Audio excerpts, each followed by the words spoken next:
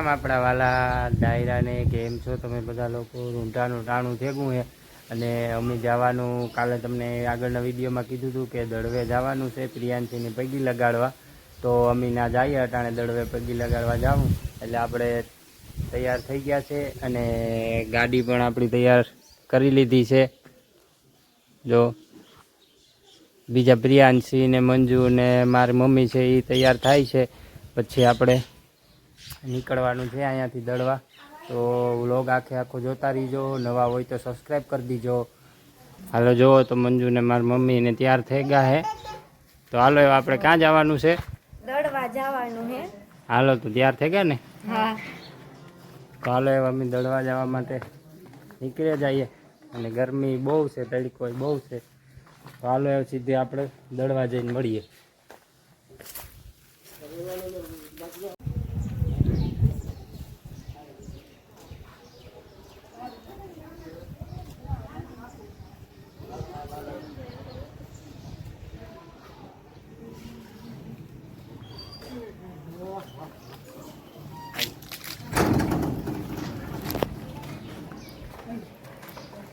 તો અમે પૂગેગા રાંધણમાના મંદિરે.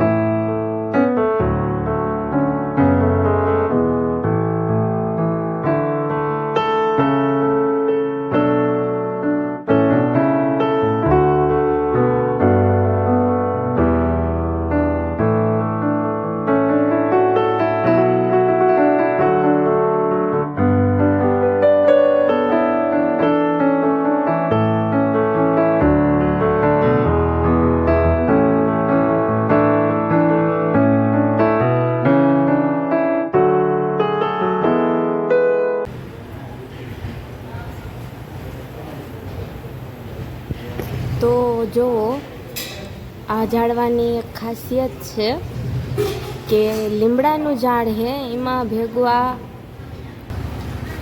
ભેગું આ પીપળાનું પણ ઝાડ છે. બેનું થડ એક જ છે. હા, માતાજીનો પરસો. બેનું થડ એક જ જોડી ને ઝાડવા બે, પીપળો અને લીમડો.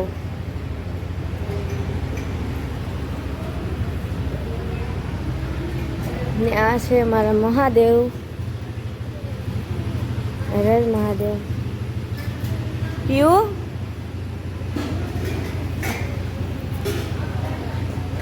આવી રીતે પાછી જાય અંદર ઓલી. તો આ બધી સુવિધા છે. જો પાણી પીવાની છે, ફિલ્ટર છે. હા, પીવાનું પાણી વાળું. બાથરૂમ है, टॉयलेट है.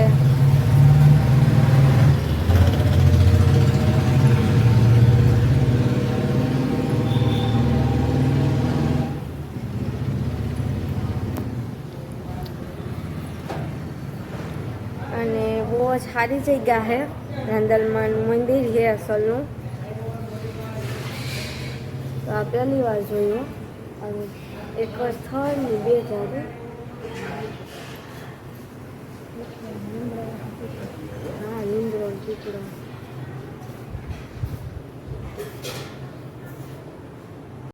હાલો ભાઈ ખૂન. હા, હાલો જઈએ. બાટવી જવાનું છે. હાલો, તો અમે સે દળવેથી ભાગી આવ્યા અને વચમાં બાટું આવ્યું હતું તો નાથી પણ સે થોડીક ખરીદી કરી. વિડીયો નહોતો ઉતાર્યો અને નાથી બ્રેડ ને એવું લીધું અટાણે પકોડા બનાવવા. એટલે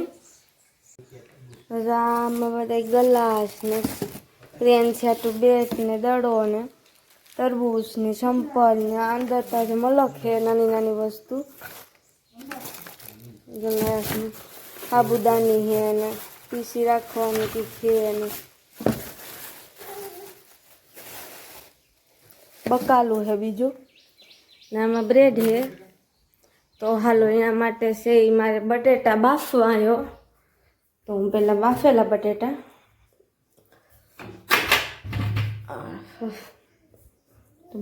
પહેલાં બાફેલા. તો બટેટા બફાઈ ગયા અને સુંદર કરી નાખ્યો. બસ મસાલો બનાવવો, દૂધનું થાય.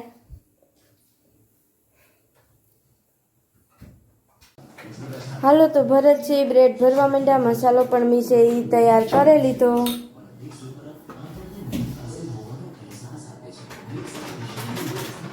પ્રોફેશનલ પકોડા વાળો છે.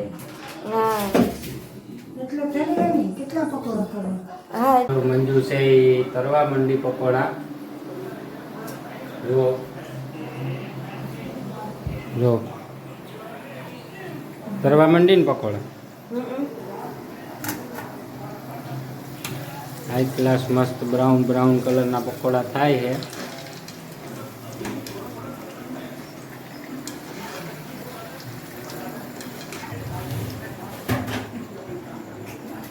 સરસ મજાના પકોડા તૈયાર થઈ ગયા છે. આપણે બજારમાં મળે એ રીતના જ પકોડા એટલા જ બની ગયા.